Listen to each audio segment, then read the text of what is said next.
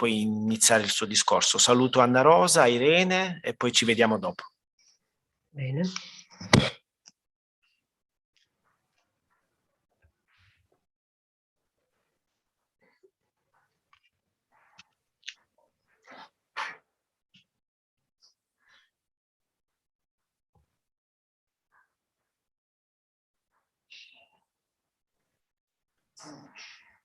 Well, welcome to this event, which inaugurates the Don't Gig Up Never project.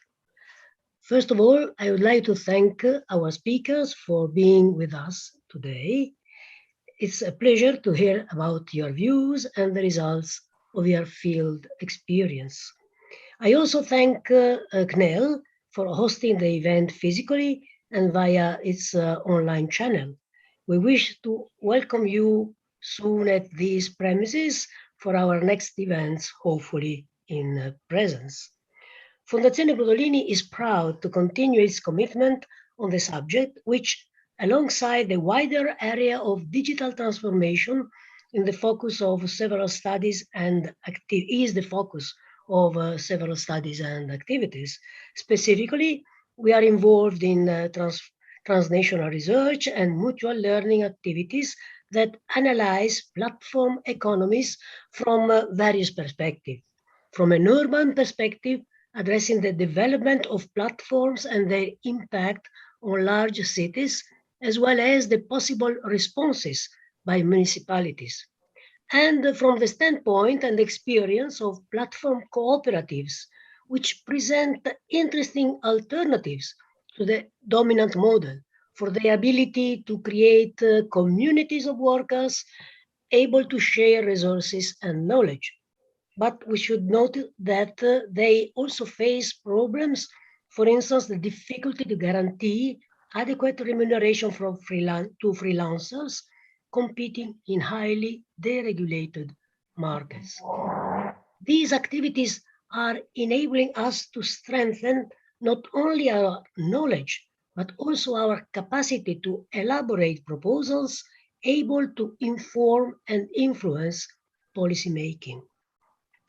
Indeed, Don't Gig Up Never actually inherits the achievements and partnerships of the previous Don't Gig Up project.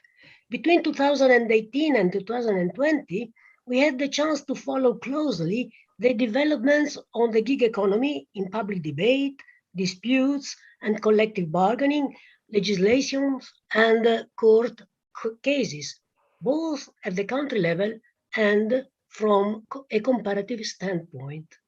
The Don't Gig Up consortium involved experts from France, Germany, Italy, Poland, Spain, and Sweden, and confronted the nationwide developments with the in-depth analysis of 14 measures implemented by unions or policymakers to improve protection of platform workers while investigating the actual working conditions in the addressed platforms. When we started, strikes and protests were already hitting the news in most covered countries, involving especially taxi drivers and food delivery.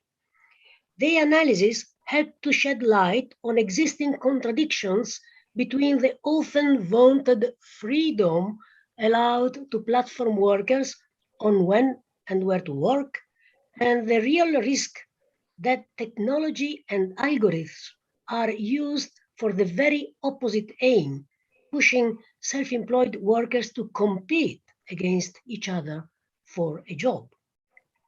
Our final 13 recommendations, developed at the end of 2019, included some measures backed also in other union or academia-led charters or proposals, which are currently,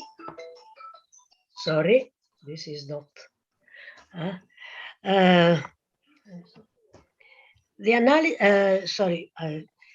I was talking about the 13 recommendations, which were developed at the end of 2019, that included measures backed also in other union and academia-led charters or proposals, which are currently reflected in the resolution approved on the 16th of September by the European Parliament. And here I refer to the proposal to introduce a rebuttable presumption of employment for platform workers, to establish information rights on the rating and ranking systems, to establish a right for workers to challenge its functioning, to guarantee the portability of ratings, to establish a right for workers to access an impartial dispute resolution mechanism, to challenge restrictions or termination of the relationship by the platform.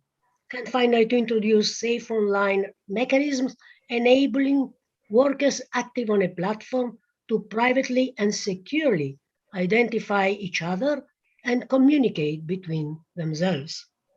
Among other proposals, we recall the need to adequately equip labor inspectorates, not only in terms of human and financial resources, but also in terms of competencies necessary to investigate the actual functioning of algorithms in platform company and the way they affect decision-making and the relationship between the platform and the worker, as well as the need to explore possibilities to make digital platforms interactive with public databases in order to exploit their functionalities to better monitor and enforce workers' rights.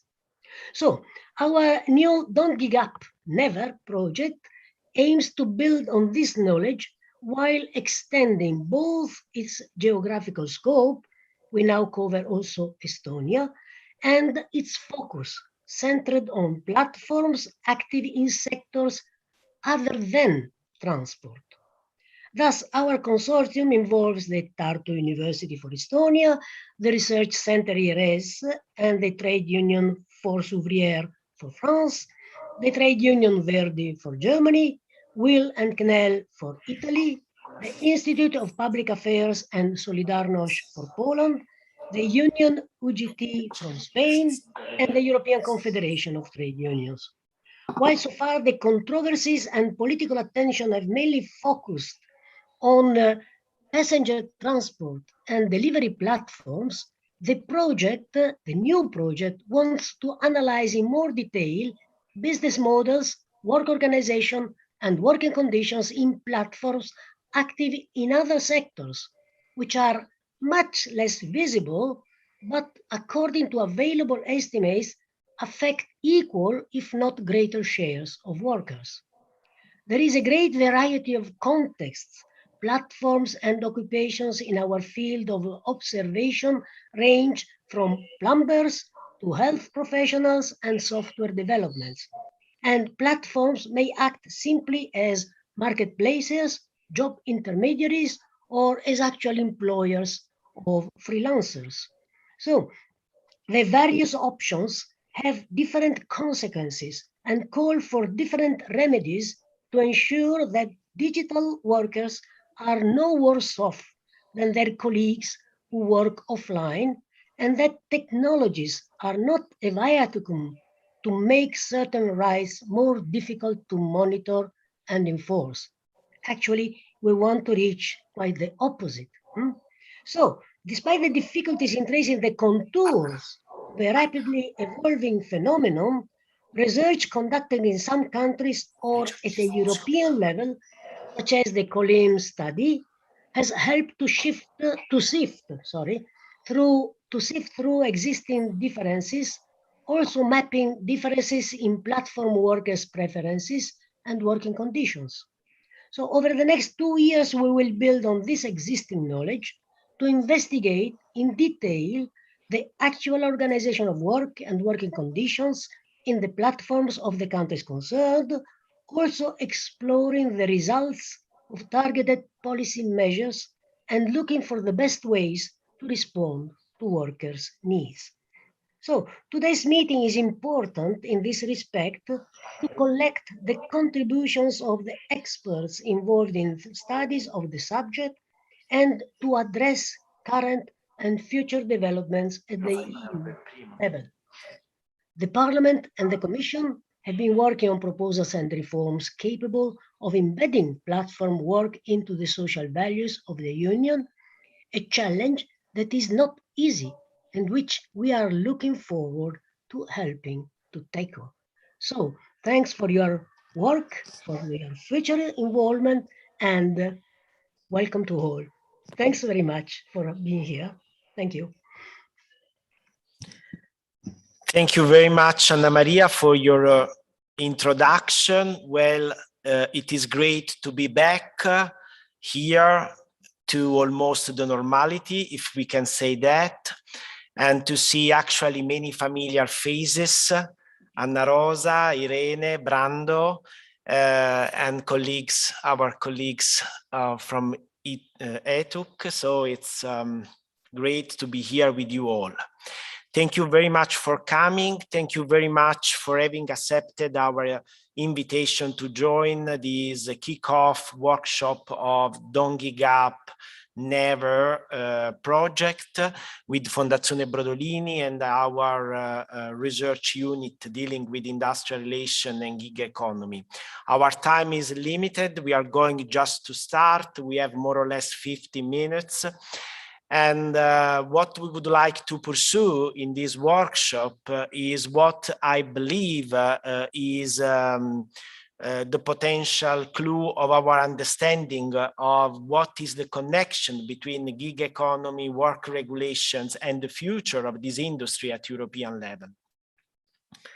For this reason, we have here, I believe, a very interesting group of experts, politicians, authorities that could give us, provide us with a viewpoint on the future, something that we as a research unit at Fondazione Brodolini are normally looking for, that is related to how we can build up a future, how we can improve the future that is better than how we can be subject to the future. So we should find together a solution. Our project is aimed at the analysis of the frame, the current frame that we have nowadays in our hands, in front of us, but above all, to believe and to understand how we can build up a better future also for this industry. For this reason, I would like to reshape the agenda, and I would like to ask, first of all, Brando Benifei, if he can take the floor. Yes. And provide us with a snapshot on what the European Parliament, European institutions are carrying out in this field. We had the chance in the previous research project to focus, as Anna Maria Simonazzi stressed, on the gig economy, platform workers related to the delivery. Now we are moving on something that is quite different, but we believe that is very interesting to analyze, that is everything related to professionals, micro tasks, whatever is related to what we believe is, you know, could be considered a model that is Amazon Mechanical Turk as example of our possible field of investigation. So Brando, please take the floor, give us this snapshot on what you are going to do as European institutions. We will be happy to learn and to understand, to better understand the possible steps that you are going to carrying out. Thank you very much. Please, Brando. Yes, thank you. Thank you. Just a second, okay. So thank you very much. I'm sorry, I will need to be brief and on the point, and I cannot stay for the whole of the debate because I had to change my flight, so I'm going to take a flight soon, but I will try to give a contribution and open a few avenues of reflection that I'm sure we can also look upon also in further occasions. First of all, I want to tell you that one aspect that is very important is the issue of the usage of algorithms related to AI. I want to mention this immediately because I will be the rapporteur for the European Parliament on the regulation on AI, and I'm sure that this will lead to further exchanges regarding exactly the issue of the usage of AI in the work-related activities, which means how we use it to hire people, to fire people, but also how it is used in the workplace. And if this needs to be negotiated and to which extent with the social partners. This will be part of our work. And also, apart from this work that will specifically will be carried by myself on AI regulation, we are waiting in a few days, in fact, in a few weeks, from the Commission, probably beginning of December, to have a proposal for a directive on platform work.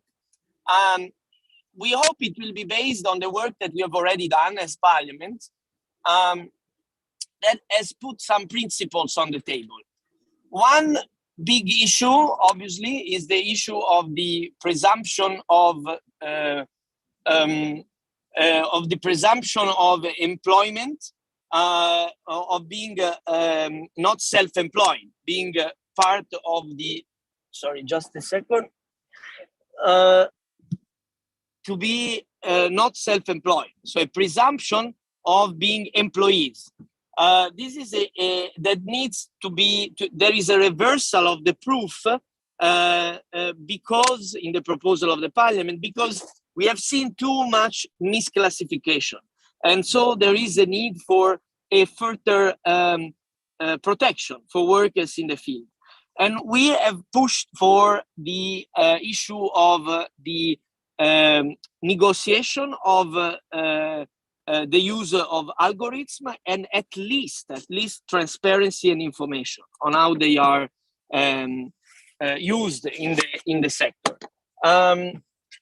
Then we have the issue of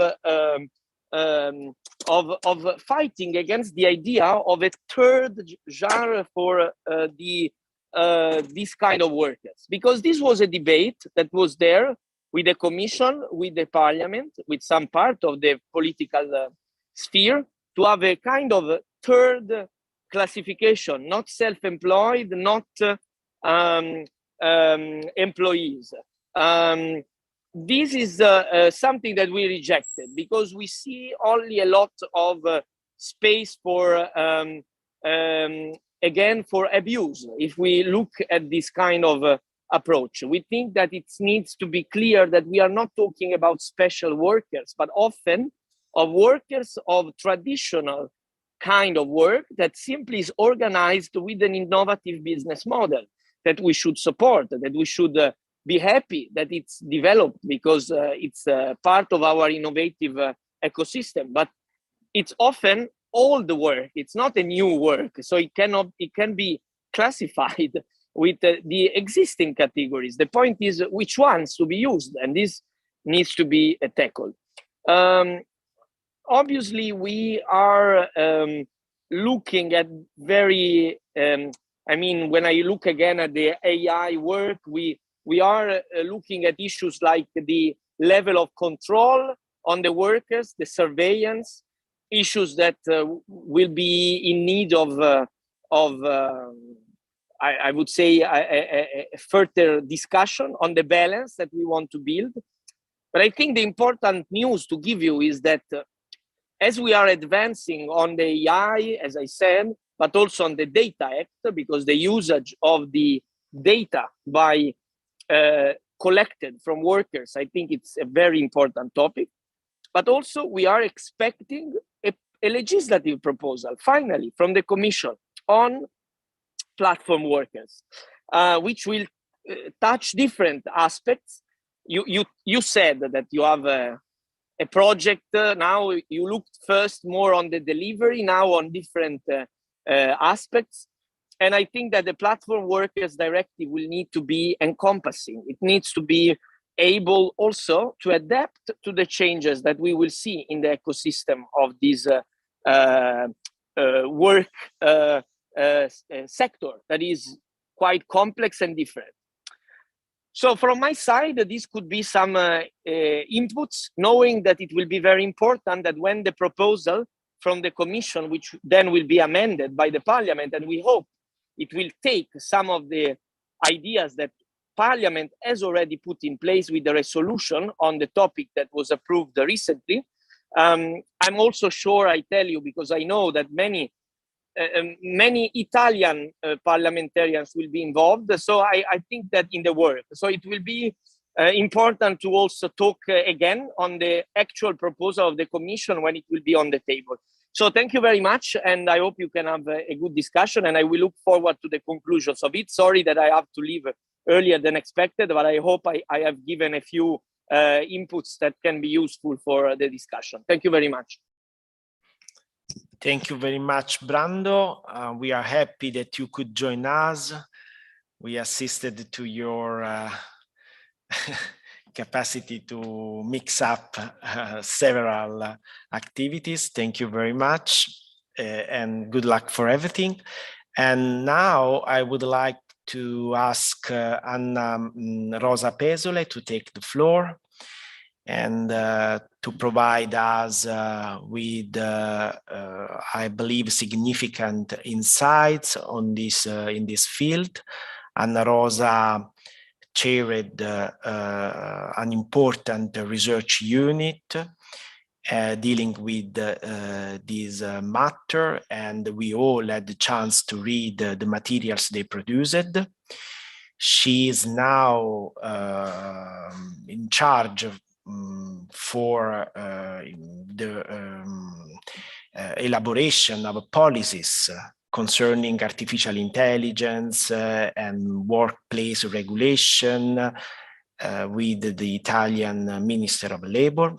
So she can offer us at least two viewpoints, let's say the European viewpoints as a researcher and the Italian viewpoints as in some way a policy maker, along with the Italian Minister of Labor Affairs. So we are very happy to have you here with us. Please take the floor and give us your important, insightful opinion on this field. Thank you. Thank you very much, Michele. First of all, let me say that it's a pleasure, to come back to Fondazione, because as, well, definitely some of you remember, I used to work there 10 years ago. So it's always nice. And I prepared some slides, but as you wish, I mean, I can share the screen or I can talk. So you tell me which... As you like, 𝗂𝗂𝗱𝗄𝗃. We would be happy to follow you by means of your slides, please, if you can. Perfect. Okay, perfect. So let me say something before I start sharing my screen. And also because I want to connect with what Anna Maria told at the beginning in the introduction. And I totally agree that there is a need, an urgent need, actually, to change a little bit the perspective out of the idea that actually platform work is just riders, because they are perhaps 10-15% of actually the people who provide services through platform. So I'm very happy to hear that now this is a more like widespread, let's say, concern. As for the importance of algorithm management, this is like, it's an intricate a combination of aspects that we should look at, also because, I mean, this type of managerial activities actually are spreading also in the traditional sector of the economy. So this is going to be the issue not only for the platform worker, but it's going to be the issue for the digital workers, where the difference, by the difference I mean those are people who actually work digitally, but not necessarily on or for a platform, but they may be in traditional environments. And I will try to give you like a very quick presentation of the results of COLLEEM. And also let me tell you since the beginning that we are running now, well, I mean the JRC, I'm momentarily on leave. So, but the JRC is running the third wave of COLLEEM. And one of the, I think, the biggest improvement that we did in the third version of the survey, in the third wave of the survey, is that exactly we are no longer looking just at platform workers, but we're looking at all workers, and we're looking at all the steps, at the digital steps that change their organization of work, the type of work they provided, and also the type of management they actually are under too. And this will help us to give a little bit more sense of how algorithm management is actually changing the organization of work, and not only how it is affecting the right and protection that normally workers are entitled to. So let me start with the presentation for today. Can you see my screen? Yeah, absolutely, please. Okay. Yeah, very good. Let me see if I can start the presentation. Here we go. So those are the results that comes from the second wave of the COLLEEM survey. As I said, we are running now the third wave. Let me give you just a very, very brief background of the COLLEEM survey. The project COLLEEM started back in 2015, actually. Then we managed to run the first survey between 2016 and 17. And then we did the second survey in 2018, where what we did was to enlarge the number of countries. So we moved from 14 countries to 16 countries. It is an online survey, which has a lot of limitation. Indeed, the new survey, it will cover less country, but it will be a face-to-face one. So technically what we are expecting is that actually there will be an improvement of the quality of the result that actually we're gonna get.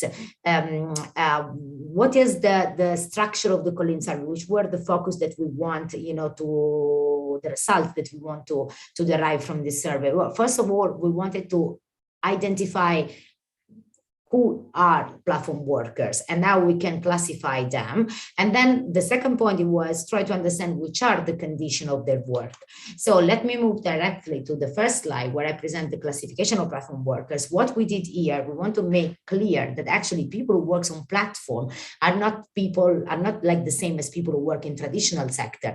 I mean, when you are in a traditional sector and you are on job, normally you have a more or less structured number of hours that you have to perform in an environment which is predefined. When it comes to platform, you might have activities that go from the performance of a single task to actually the completion of entire projects. So basically what we have is that we have an heterogeneous classification of platform workers that we can distinguish in different type of platform worker according to the time that they spent on the platform and the money they actually earn on the platform. So just to give you an idea, I don't want to enter too much into the detail of this slide, but just to give you an idea, the equivalent of platform workers to, let's say, traditional jobs are the main platform worker. And as you can see, the percentage is not extremely high, it's very low actually. So people who actually entirely found a complete job, let's say, in terms of sufficient number of hours, a sufficient money they can make out from the platform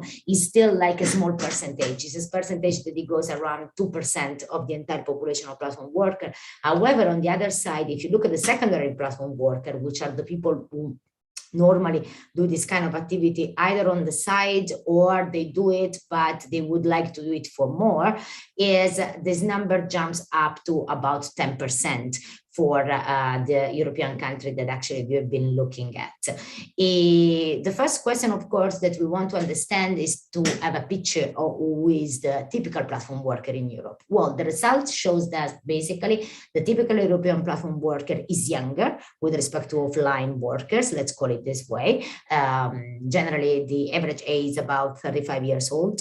There is still a prevalence of male with respect to women participating in the platform, although already between the first wave and the second wave, we saw that actually this percentage has grown a lot. And so the gender gap is already reduced to less than 10% point at this moment. Then another aspect is that normally, you know, there is this idea, the storytelling is that platform workers are very young people with not a particularly high level of education and no family commitment. What we found since the beginning, so back in 2016, 2016, because this is also important to remember that the first picture that we got is a picture when actually platform work was not yet so developed as of today. But since the beginning, actually, we proved that this storytelling, it was actually untrue, because what we found is that the majority of platform workers are educated to a degree level, and the majority of them also have family commitments. If we go to more specific slide, which present combination of age and gender over time, what you can see is that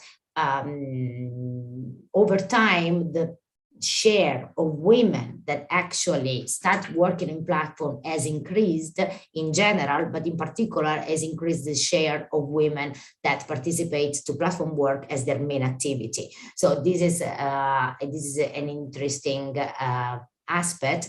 And also, I mean, I'm not presenting, I think I have a slide also on this one, but I'm going to anticipate these results. Another thing that actually we've noticed, and this is also another study of mine that is coming out in the next month, is that what we see is that the gender, let's say, the gender disparity and the gender distribution across type of occupation of traditional labor market is replicated in offline labor market, in online labor market. So basically, it seems like that the concentration of women is still higher in tasks, which also in the offline labor market are traditionally feminized tasks, such as, for example, like care activities, beauty activities, or even translation, for example. Now, let me move to the next slide. Okay, sorry, there is a problem with the mouse. Here we go. So as for the household composition, I think this is important as an information, because as I said before, the idea that platform workers normally they do not have care obligation, this is not true again, because most of the main platform workers, they are actually parents, and they actually live in households of more than 3 or 4 people. So this is also, it raises the question from a policy perspective to understand if the people who actually start doing this type of job are not doing this job in order to increase the income that it comes from other sources or other potential jobs that they might have in traditional labor market, which also connect a little bit the idea of platform work to the concept of working poor, which is also an investigation that we didn't run in the COLLEEM, and eventually I think it would be also another nice perspective to analyze the phenomenon of platform work. As for the educational attainment, as I said, the majority of platform workers actually they do have high level of education, and this is kind of like it stays more or less stable across all the different type of frequency in which they work to the platform. One of the novelty that we introduced in the 2018 wave, it was to ask for the background. So basically we wanted to understand if it was an issue with sort of discrimination, you know, towards migrants in access to platform work. And what we've seen is that actually there is a significant proportion of migrant who works on platforms. Sorry, I didn't mean to do that. Let me go back in here. And what you can see is that actually this is, of course, varies a lot, you know, according to the countries, but this is kind of like structural. And one of the questions to ask is that in this sense, platform work, if could be intended as a sort of like stepping stone for migrants, you know, to enter into the labor market, or on reverse, if this is because, you know, the conditions in platform work are worse, and then natives are are more reluctant actually to engage in this type of activity. So this is an open question. As for the type of analysis that we run, one of the things that I think it is important, but it seems to me like the audience has this concept very clear already, is that in the platform economy, the activities that are undertaken by platform workers can be very, very different, can be very varied, and the same worker could actually perform more than one type of task activity, which basically means that, you know, they might actually be driving at night and working for a project, architectural project in the morning. This is just to give you an idea. In order to capture this aspect, what we did is that we look at the unit of the analysis of the activity as the task. We decided that the task was our unit of analysis, and that we could differentiate. We differentiate the task according to the locus of the provision. So basically, if the work is entirely carried out online or if it's carried out on location, the skill level, if there is a professional or a non-professional task, and the scale also of the task. If it is like a very, very quick and small task, like, you know, for example, the crowd work and the micro task, or if it is actually a large task, meaning that they are engaging in the completion of a full project. So, according to this division, we select a list of type of task that we kind of like took from information that comes directly from the platform, plus a little bit of desk research that we did, and we identified these 10 different type of tasks. As you can see, tasks that goes from 1 to 8 are mostly tasks that are performed entirely online, while tasks 9 and 10 take into account also tasks that are actually contracted online but are performed in person. Then for the tasks that are performed entirely online, you can see that this task ask for different type of competence and different task or skill levels. However, I mean, one of the things that we also should take into account is that even inside the same task, within the same type of task, there might be different, there might be huge differences in terms of the competencies required in order to perform the task. For example, if you look at online software development and technology work, you might find entire tasks that are dedicated to, for example, game development or mobile development, but you can also find tasks which are much more simple and which are related to the resolution of very, very, very simple software issue. So just to give an idea that this cannot be used entirely as a proxy of the skill level in the market. This is interesting because it shows you more or less which is the distribution of the number of different type of tasks which are performed normally by platform workers. And you can, as you can see, only 38% actually of platform workers perform only one type of task. This is basically means that you have very, very many, it's much common to find people who actually are performing duties which are completely different on the platform. And this is something that we should keep in mind, because in the moment in which we are regulating, this is going to be affecting also the way in which we decide what to regulate and how to regulate it.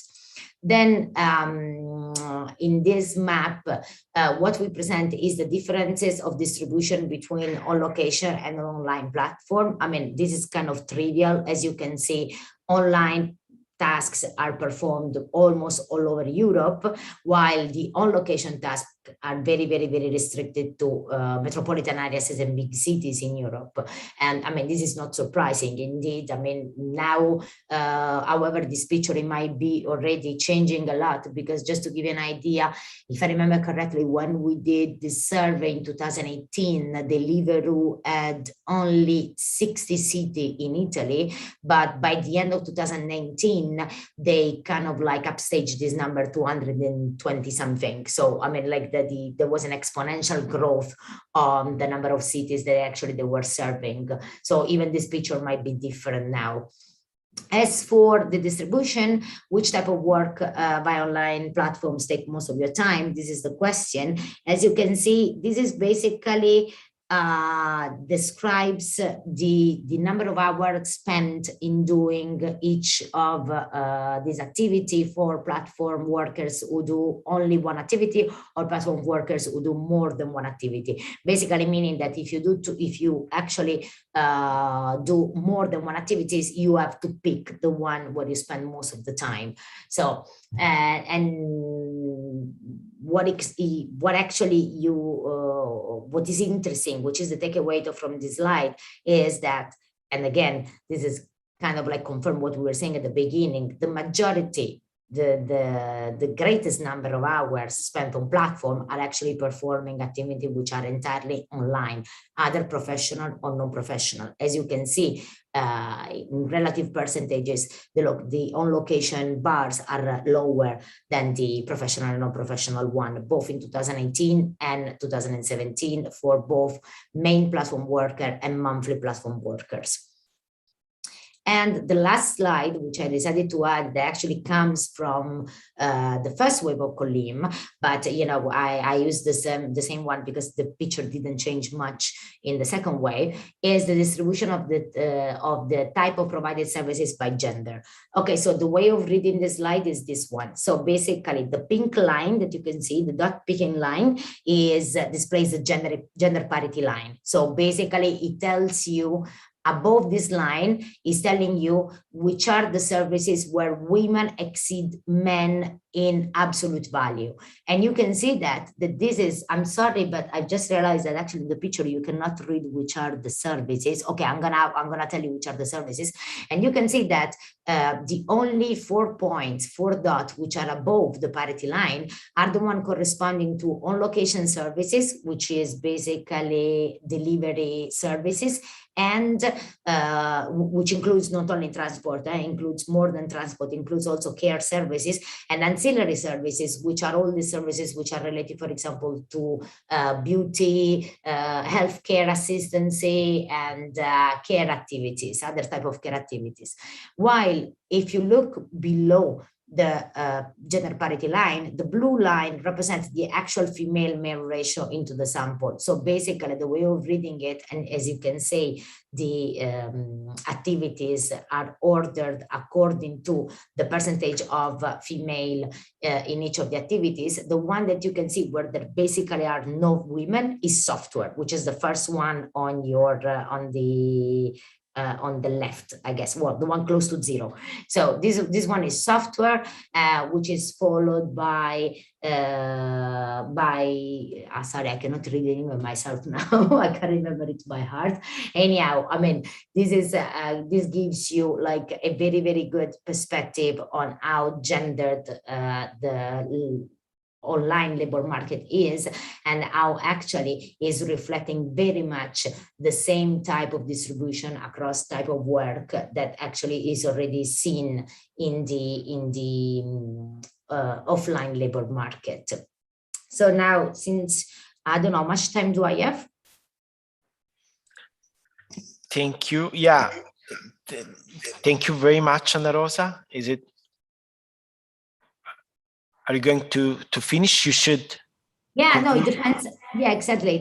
This is what I was saying. I mean, like now I'm moving, let's say, from the hat of the researcher and I'm putting the hat of the policymaker, just to say that what we are doing in the ministry is exactly oriented in this direction. What we think it is important is that first step, we need to have more information. We need to collect more data, which are more reliable about the situation of platform work in Italy. And we have to do that not just for riders, but for all type of services which are provided. Therefore, we are promoting an action in order to actually make compulsory the transmission of administrative information from platform to the minister, in order to have the possibility actually to have a picture of which is the situation in Italy currently. And then the other activity that we are promoting is try to enhance the transparency and liability issue that comes together with the use of algorithms in the workplace. And this is going to be general, it's not going to be just for platform workers.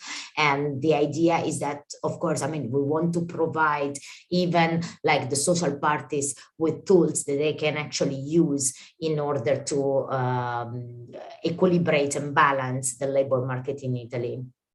Thank you very much. Thank you, Anna Rosa, for your speech. It was very interesting. It was full information, let's say also very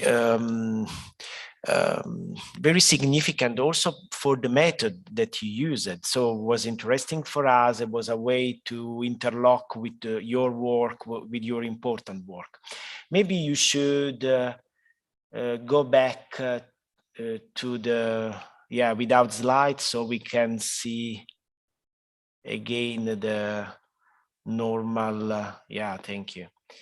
Yeah, very good. Sorry. Thank you very much again. So now we are going to Irene Mandl. Before giving the floor to Irene, I would like to stress a point. I mean, we are moving from the idea that the policymakers and important research unit experts are developing in this field in the last years to what is, let's say, reality. Because we understood in the last in the previous research project that in order to understand this phenomenon, as Anna Rosa correctly stressed, we should move from, let's say, ideology to reality. We should carry out analyses that are data-driven. And this is very important for researchers, but also for authorities like the European Labour Authorities that is going to begin a path of investigation, maybe also in this field. We will understand from Irene. Irene Mandl is the head of Unit Information and EURES at European Labour Authority. The European Labour Authority, ELA, is a recently founded EU institution aiming at facilitating fair labour mobility in Europe, including newly emerging forms like cross-border telework, online platform work. Before joining the European Labour Authority, Irene was conducting applied policy research, amongst others related to structural labor market trends, the future of work, and new forms of employment. As a labor law scholars, we are facing with the problem of regulation. Many regulatory issues raise the question of when regulators should intervene if they want to regulate. Let's say controlling a technology, a platform, is difficult in its early stage because not enough is known of its possible or probable effects. And it is also difficult once the technology is well developed, because by then intervention could be drastic or expensive. So the question for us, for labor law scholars, is when to intervene and to what extent intervene. But as a consequence of this approach, if we look the inspection of what the investigations, labor investigation can be carried out, we have a problem of matching between the regulation and the level of inspection. So I will ask to take the floor Irene to give us an overview of these problems, and also to let us understand if the European Labour Authorities is carrying out a sort of scheduling, intervention or investigation program in this field, moving from the data-driven analysis like the analysis that the Anna Rosa team is carrying out, of our team is carrying out, other teams around Europe are carrying out. Please take the floor. Thank you very much. Thank you for this introduction, and thank you for the invitation. I'm delighted to be here. I will give an intervention which mainly or more or less exclusively focuses on online platform work. And with that, I mean these types of platform work that Anna Rosa mentioned in her list, the number 1 to 8, that were not only the matching is done online through an online platform or an app, but also the service delivery is done in the virtual sphere. And why I want to focus on that is not only because, as was mentioned, I'm coming from the European Labour Authority, so there we are dealing with cross-border elements, and that of course is more prevalent in online platform work than you would have in on-location one. but also, and I was very excited to also hear that in the new project, you want to broaden the scope from discussing the, let's say, typical suspects in platform work, the on-location one, in a nutshell, the Uber drivers and the Deliveroo riders, to also think about issues that might be coming up in other forms. And I think it's time now. In the past, as platform work started to develop, it was good to focus on these most prevalent, most common ones, but now it's starting to evolving more, and it's time that we also think about the types which might not be that widespread for the time being, but which are assumed to become more important in the near future, and that might pose different or even more challenging policy challenges to tackle with.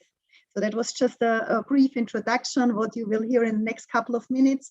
I also have prepared some slides, so I try to share them now. So I hope that you can see them now. So to supplement a little bit what Anna Rosa started with, the first question when you talk about platform work that quite often comes up is it important enough that policy should deal with? As we heard, it's about 1 to 2% of the population that do it as a main job. It's about a tenth which do it sporadically or from time to time. So literally, why should we bother? And I would argue that it is important because in spite of the difficulties with measurement and the small absolute scale that we see, we also should take into account the longitudinal approach, how it has developed in the past. And as we also have heard, it is a very young phenomenon in Europe. It emerged about 15 years ago. And when we have a look at 2013, 2014, about 10 of the European Union member states knew platform work. So only in a handful it was emerging at this point of time. And when we have a look at the same question about 7, 8 years later, in 2020, just before the pandemic hit Europe, literally platform work was known in all of the European member states. And I think this is an important finding that one needs to take into account. In spite of not that much time that has passed, it spread immensely, and with that not only the scale but also the scope, meaning how it is applied, for what kind of purposes, for what kind of tasks, as Anna Rosa mentioned. So it is used more and more, and I think for that reason it really deserves that there is some policy attention drawn to that. Now, as I mentioned, I want to talk particularly about online platform work, and here again to give you a little bit of data what online platform work means in Europe. As we see here, the most prevalent form of online platform work in Europe deals with software development, also as Anna Rosa mentioned previously, comparatively widespread in a good number of countries, but also create different multimedia tasks, as well as writing and translation. So also here we see some good heterogeneity among the dominant type of tasks in online platform work. And again, we can assume that it spreads, because what we have seen during the crisis is that when the crisis hit in the first quarter, online platform work dropped, which might be a bit surprising because it's a type that can be well done from home. And I think the big data work buffer is something that we all experienced in the crisis as having surged and having increased. But that only was a kind of a temporary hiccup, and now it seems to be increasing anymore. And again, this is not that much surprising, because what we see generally is that the COVID-19 pandemic has accelerated digitalization, and that also holds then true for platform work, and notably online platform work, because you can do that literally anytime, anywhere. And we would expect that also continues in the future, considering also that we are entering a labor market crisis where more fragmented type of work, more casual type of work with an easy labor market access, with giving a good level of flexibility to employers, normally tend to increase.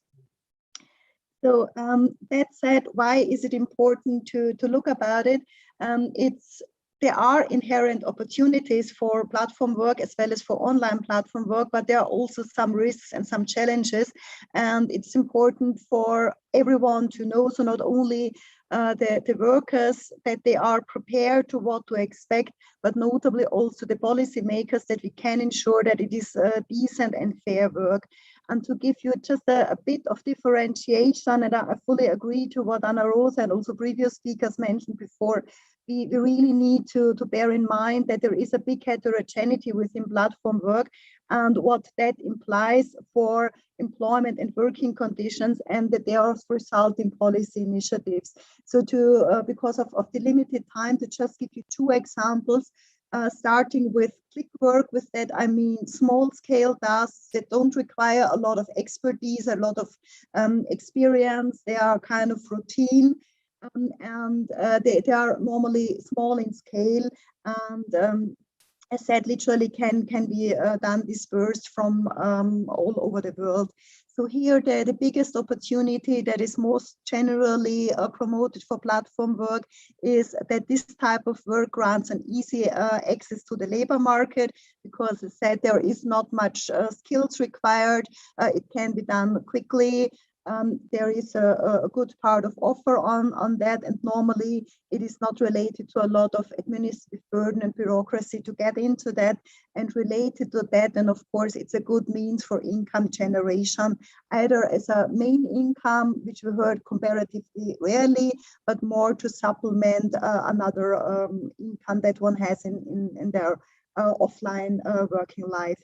The risks that are related to that is, as we heard from the first speaker, there is a big dependency on the ratings, notably because in many cases this will not be done by an individual, by a client, but by the algorithm which is underlying the platform.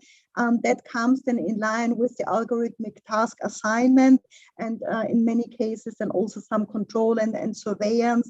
And as we heard, that's not only a danger for the platform worker themselves, because it then also might reduce their labor market, so their access to the labor market in terms of the access to tasks in the future. But there also is some tendency that this might spill over to other occupations in the offline economy. Another risks that we see for this type of work is in terms of the flexibility and autonomy.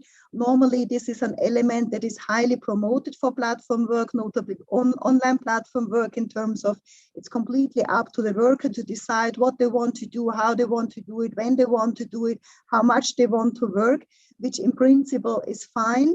But again, in combination with the algorithmic control, in practice for this click work, for this small routine tasks, this is quite limited, also because there is a large supply of workers. So if a new ad is posted on a platform and offered to a worker and do not immediately accept it and do it, it might be going to another worker, again reducing their possibilities to add income. To the income, additionally, one has to say that for this type of task, it is very low, not only because it is low skilled and small tasks, but also because we are here confronted with a global competition. And there tends to be a kind of a race to the bottom of employers trying to offer these tasks as low as they can, hoping that they might find workers who are willing and available to do this type of jobs. For example, in developing countries rather than in the EU member states. A big question mark with this type of work is also the employment status, because in most of the cases, these workers will be considered to be self-employed freelancers, but taking into consideration this high level of control, this limited autonomy that I mentioned before, this is quite questionable whether that really is the case in practice. One point that also refers into the second category that I come back later is the question whether this type of work is declared or not, meaning whether the worker will benefit from social protection, social insurance, but also the taxation aspect is an important one. And more from a labor market perspective, So going away from the individual, now having more a macro perspective, things I would like to raise is that this type of online platform work has the potential to contribute to labor market segmentation, meaning that it is not necessarily a stepping stone into more decent work, where there are more career opportunities, development potential for the worker, but they might be stuck in this type of work. And then we have kind of two classes of workers, the low profile of these type of platform workers and the ones which have more possibilities for opportunities in the offline labor market. And related to that, also, as we heard, as most of the platform workers are highly with this type of routine task, there is a big potential that we are realizing that the workers are not utilizing all the skills that they have attained. And if they're doing that consistently over a long duration, that might result in a de-skilling of the labor force as total.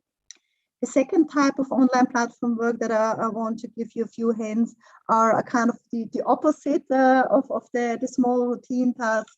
Here we are talking about specialist tasks where a good level of skills is required. In most of the cases, we will also talk more about projects of a longer duration, of a higher income level, where then also these type of work are done by freelance professionals who either want to do it as a part of their self-employed activity in the offline economy, or because it is just interesting, exciting, and fun for them. So also the motivation is a little bit different.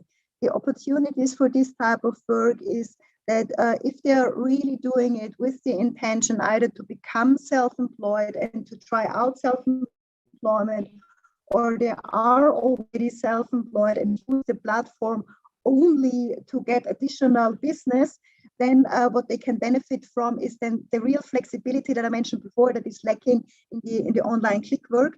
That it is more up to them to choose what they want to do, how they want to do it, and when they want to do it.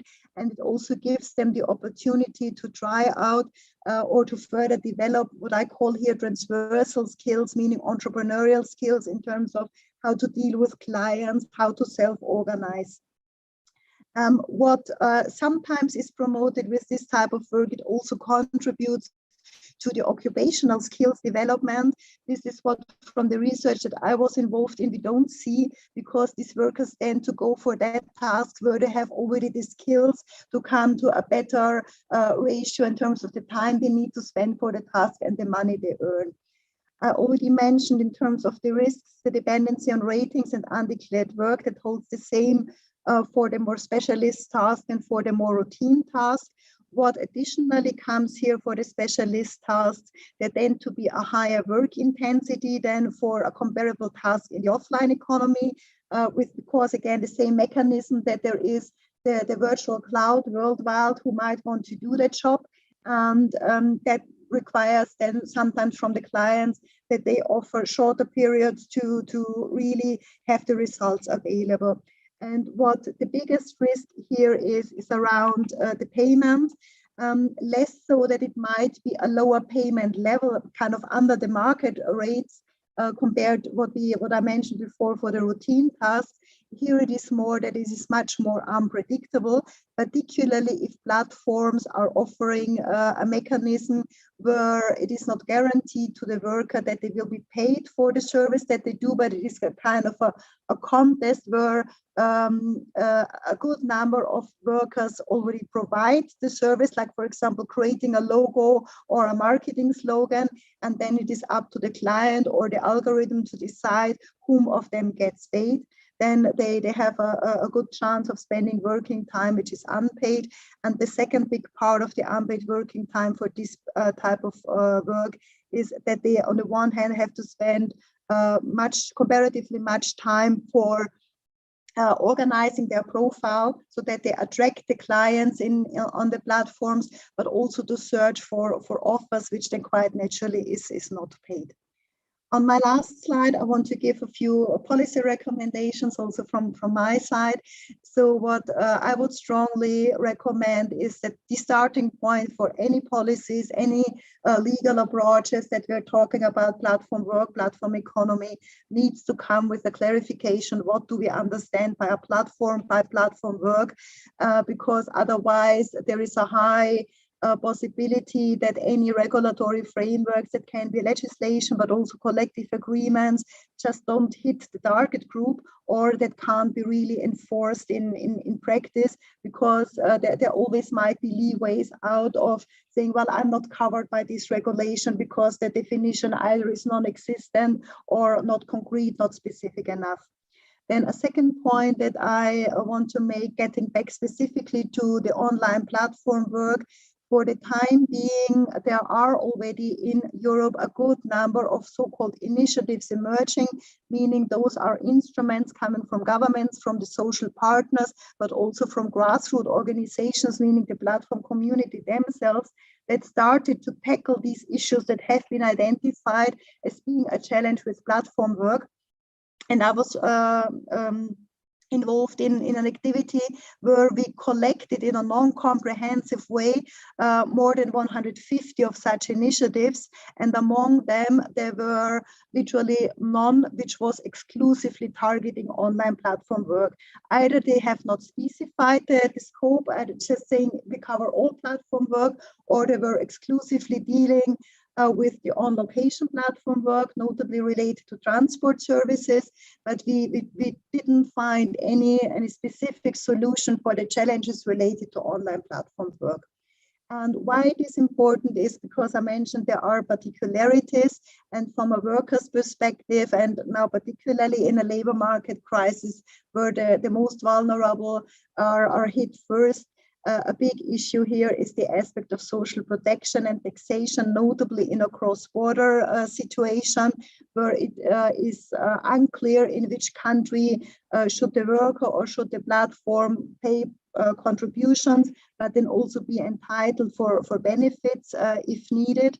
And for that, I said you need to have on the one hand the legal clarity of what we mean by platform work, but also the responsibilities really clarified for the worker, for the platform, but also for the national legislature, so that we get back to the enforceability. So for example, which labor inspectorate should be responsible for chasing any suspicious cases. That said, while we are in most cases talking about the bad sides of platform work, which certainly are there, I would also strongly recommend that we are not only drawing the bad picture, but that we also are aware that there are these opportunities inherent to this type of work, that we should capitalize on. And getting again back to the specific case of the online platform work, the probably biggest opportunity there is that it offers this spatial flexibility. And with that, I not only refer to the cross-border element, but also to the urban-rural divide. As we have seen again from Anna Rosa's slides, on-location platform work is very much an urban phenomenon, while the online platform work also can give work and income opportunities for people living in rural areas and maybe having restricted mobility, either for family reasons, for health reasons, or for any other thing. And this should be something that could be exploited more. That said, what certainly is needed is more awareness raising, more information provision to the workers themselves. What are their rights? What are their entitlements, so that they can step in for that, but also more generally for the society, because at the end, every one of us who uses a Uber cab are the clients of the platform workers, and to have that in mind, that these type of workers might not have the best working conditions, and being willing to pay more for these type of services. If we, for example, had some kind of structure of labeling of good platforms or good platform work, might be one part. And for the case of online platform work, there also should be more awareness raising among companies, because in this type of work, at the end, it is an enterprise who outsources the type of task that can be, as said, creative tasks like design, it can be software development, it can be translations, but in most of the cases for this type of work, you will have an institutional player on the client side. And at the same time, while there is increasing awareness that platform work is a topic that policy should be dealing with, and what the issues are, there is still more need for information, data, but also quality information, for example, as regards the policies, definitions, what works, what doesn't work, towards the policymakers, but also towards the institutions, notably ones who are enforcing that. And as a last point, that also refers to representation. Trade unions and similar organizations who might be able to give collective voice to the workers, that might contribute to give them a better standing on the labor markets towards the power imbalance towards the platforms. And again, this is probably even more challenging in online platform work than in on-location one, because at the end, you have a very dispersed workforce that are difficult to identify and to approach and to mobilize. And with that, I would like to thank you for your attention, and I'm looking forward to any questions and discussions that might come up. Thank you. Thank you very much, Irene, for your speech. Thank you for your capacity to involve us in your new activity and your viewpoints on the future. We are now to the last speech, and I'm happy to give the floor to 𝗟𝗂𝗱𝗿 of the European Unions. And before doing that, I would like to stress that as a research unit, we are going to, we decide to have as a starting points two important documents, starting points of our new research. There are two documents that you all well know. I would like just to repeat, because this is a way to introduce the speech of 𝗟𝗂𝗱𝗿. Well, the two documents are the recent resolution of the European Parliament of September 16, 2021. This resolution is really important for our research, but let's say in general is important for advancing the social rights in this field, because the European Parliament underlined that the best mean to reach the best protection for gig workers, platform workers, is collective bargaining and social dialogue. And this resolution assigns to the law the function to buttress the collective bargaining. And in order to better fix the frame in which the collective bargaining should move its own steps, the European Parliament states some principles that I want to repeat. First, the law, along with the CBA, the collective bargaining agreements, should define fair and transparent working conditions. Second, an healthy and safe working environment. Third, transparent social protection. Fourth, collective bargaining rights and representation.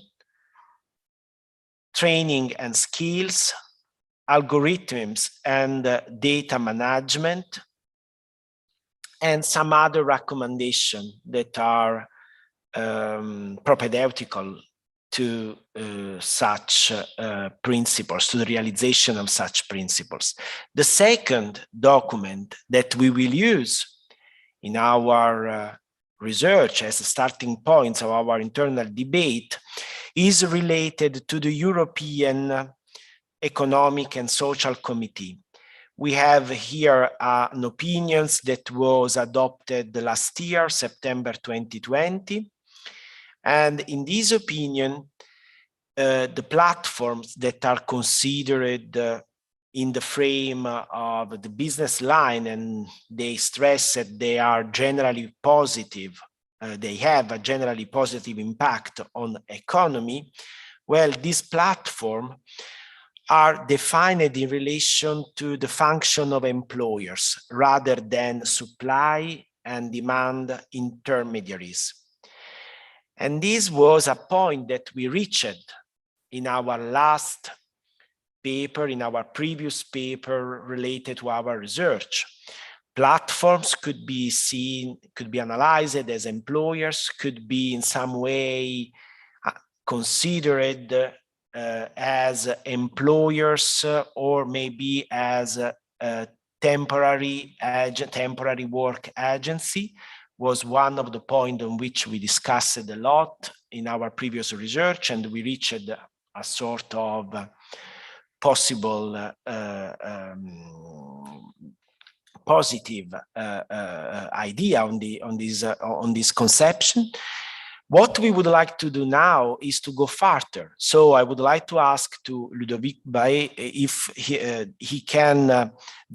he can provide us with the ideas that as social partners they are developing at European level, if they are stressing the function of collective bargaining, to what extent, if under the transnational European viewpoints, you have suggestions for the European legislators and the national legislators that are beginning maybe a path to regulate, that is aimed at regulating this field of the gig economy.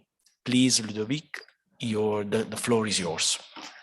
Thank you. And thank you for the perfect introduction, because it helped me a lot to reply directly. And thanks for sure for the invitation for your project, as it is really topical that you tackle this in this crucial moment of the European debate. So it's really also good that you identify a variety of sectors you want to discuss on, and not only focusing on transportation. I think this is an important element also for us to be able to provide future-proof solutions for European and member states regulation. Why do I stress the importance of variety of sectors? Because of course, we know where already platform work is happening, but we also see that it's developing in a lot of sectors, and it's easily conceivable that it will develop in a lot of others. Only to quote some of them, from restaurant work to design, programming, nursing, agriculture, zookeeping. A lot of professions can be for sure anticipate to be platformizable, if I can use such a word. So this means that we have to look at the actual conditions of workers active in platforms, but also the potential effect of platformization in other sectors. So on that, of course, trade unions have been active since the start to try to identify how to best help workers active in these fields, and how to best regulate these different elements. And we have different tools there at our disposal, for sure. As trade unions, we are organizing workers. So this is one of the first elements, trying to organize these workers. The second element is to try to reach their employers when they recognize themselves as employers. And this is one of the main problems we can have in the platform economy. But the second tool is then collective bargaining, as you mentioned, and it is an important tool to make sure that the working conditions of workers in platforms are respected. But with these two tools, in the development of platform work, what we have seen is that employers, platforms, companies have not recognized themselves as employers, and only in a few countries have accepted to enter in collective bargaining. So in some Nordic countries, there are examples of collective bargaining. And now there are some others in different countries, like in Italy with Just Eat. But this is also due to then the strategy that unions and workers have chosen to do. It's to go to legal courts to make respect their rights, because it was impossible to do it through collective bargaining. So going to courts was, of course, a strategy for that. But the problem of going to court is that there we recognize, the court recognize a wrongdoing by a platform, but there's no generalization of the decision. There's no, this means that there's an individual decision on one worker going to court or a group of workers who have gone to court, but it does not lead to the generalization of the decision. And it's for us a little bit a nonsense, because when we see the court decisions, they are not looking on an individual working relationship of a platform with one worker. They are looking at how the algorithm works. So it means that, in fact, the decision in a lot of cases should have implied a change in the business model of the platform, but this is not what is happening because of problem of then the fact that we have to address this with policy making, with a regulatory framework and enforceability of these regulatory frameworks. We have in the last few years, we have looked at how our unions and the different initiatives on the ground also worked on these different strategies, and we will publish in the next weeks a little toolkit that we worked on in a project with two French association organizations. One of them being 𝗟𝑗ℎ, who's with you in this new project, and we will have a toolkit for trade unions on how to approach the work in platform work, to help them to really build also responses, not only asking for regulation, but also looking at how to organize, how to collectively bargain, and how to go to court when it's needed. But let me then go on what we need to ensure that we can go to collective bargaining. As you said, if we don't have platforms recognized as employers, then it's really difficult to access, to have an access to collective bargaining. And this means that we need to make platform, in our feeling, to make platform companies respect the rules. And then industrial relations and trade unions will make the job for sure. We will have our role to play in then negotiating the different working conditions, how the needs of the sectors can match with the needs of the workers without discrimination between workers. So this for sure will be a pathway that we will have to create. But before that, we need to make sure that they comply with these different rules. And so the starting point that we have as trade unions is that every platform is or can be an employer. So is or can be, I think it's important, because is already, this means that it's bogus self-employment in most of cases, because most of workers are in the situation of self-employment. And can be, it's also important because in fact, it's the algorithm tool of the platform that makes that the managerial prerogative of the platform can make that there's a subordination. And so it means also that it's not automated decisions that make that. It's also how the algorithm is conceived, and there is a human decision at the starting point to remove elements of autonomy from the workers. So how the work is organized in a platform, there is a choice at the beginning on how it will be organized. So the algorithm is also a choice from someone, and this someone is an potential employer. So it can be an intermediary, but it's a potential employer.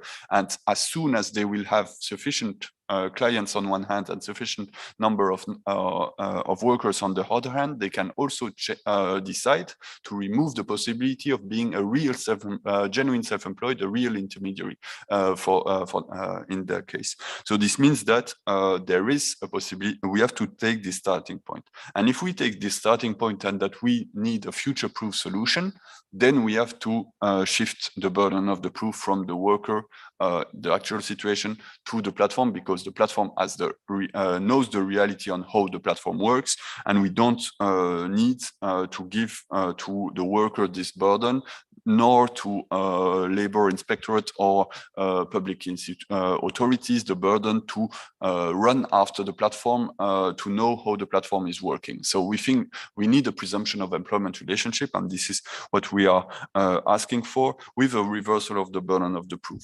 And this is also based on the vast jurisprudence from the different from the result of the war we have had on the employment status. So we have gone to court in a lot of countries, and the huge majority of decision, and almost all the decisions of higher courts, says that there's a subordination. So this should be the starting point when we are looking at platform work. And here I'm not saying that all platforms are the same. So there's often a discussion about no one size fits all, except in terms of regulation. Of course, there can be a variety of business model and working organization. Yes, but this is exactly the same case in the traditional economy.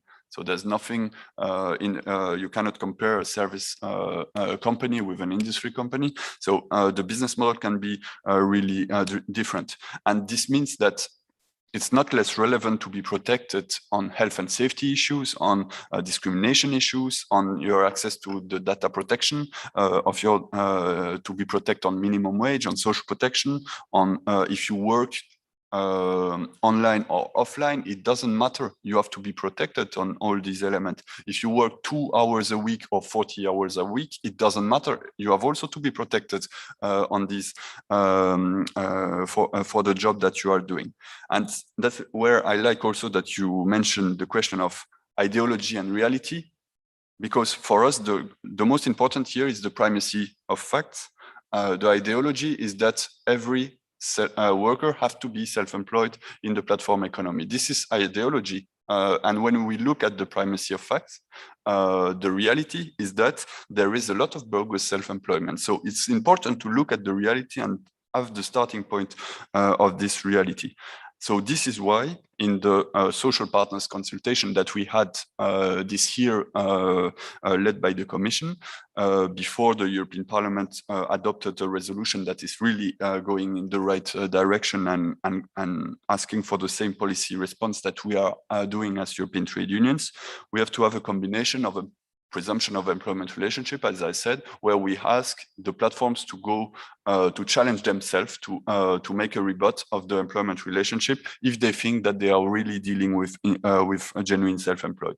This would protect the workers that would have the employee status if this is the case that they are subordinated, and this would help also genuine self-employed to be protected from unwanted shift in the business model of the platform from one day to another if they are at the start really genuine self-employed. But as you said, we have to consider that to do that, a platform is a company and can have the prerogative of an employer. This means that we have to give responsibility, liability on that.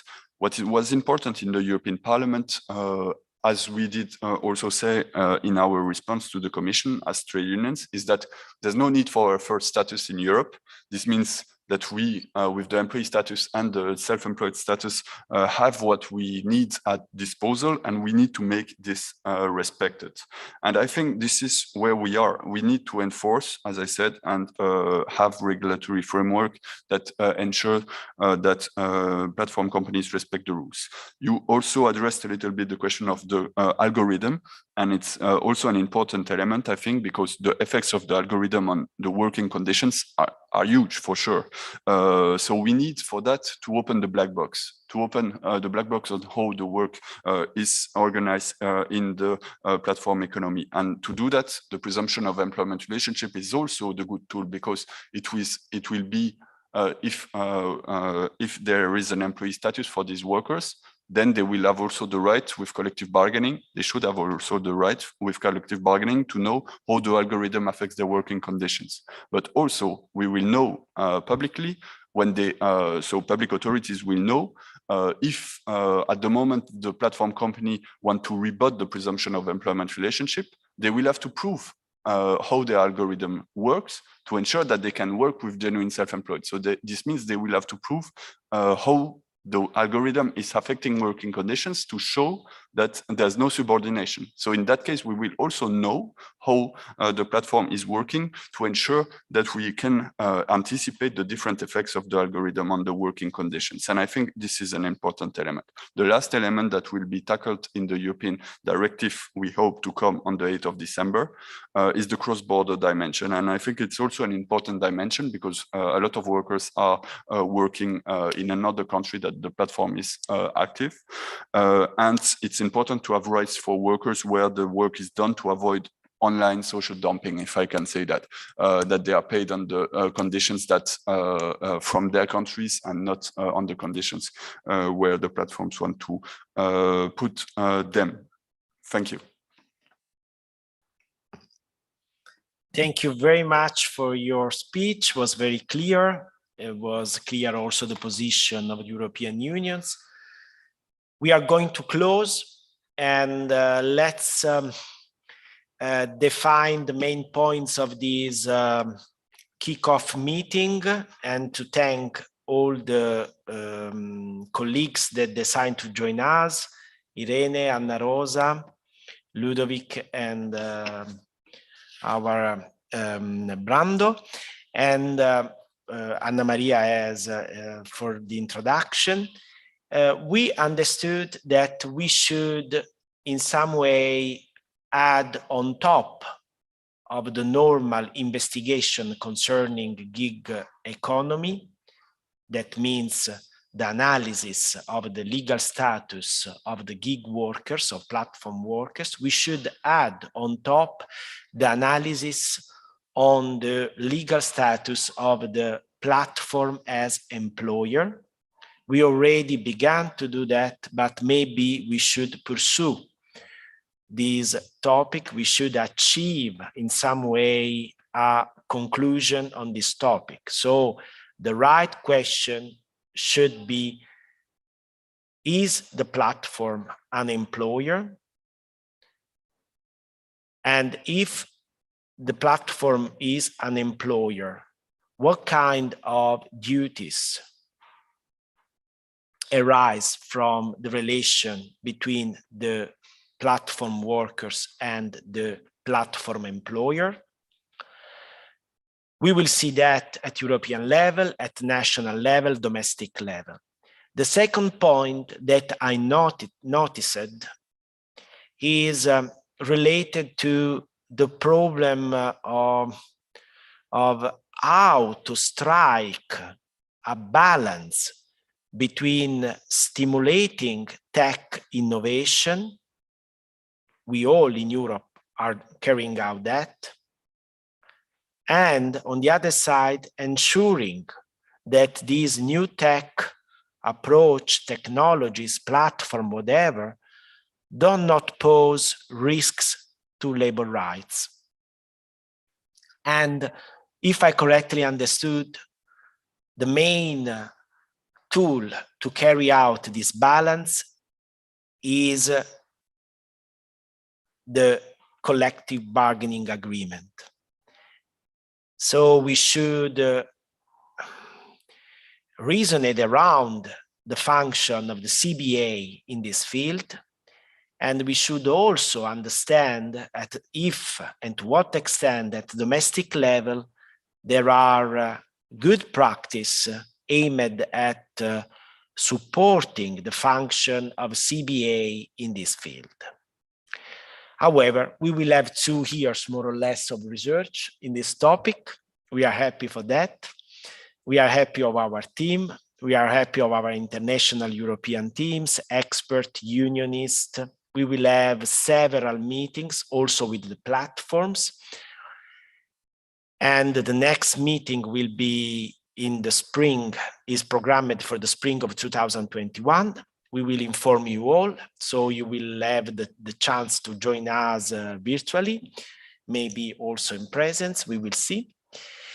And so if everything is done, I want to thank again our speakers, our colleagues, beloved friends and colleagues, and hoping to see you all next time here at CNEL or wherever in Europe. And thank you again for your time and for having shared with us your opinions, your capacity to enter these teams, and also your willingness to let we understand how to detect this field. Thank you again, and let's see in the next occasion, spring 2021. Bye. Bye.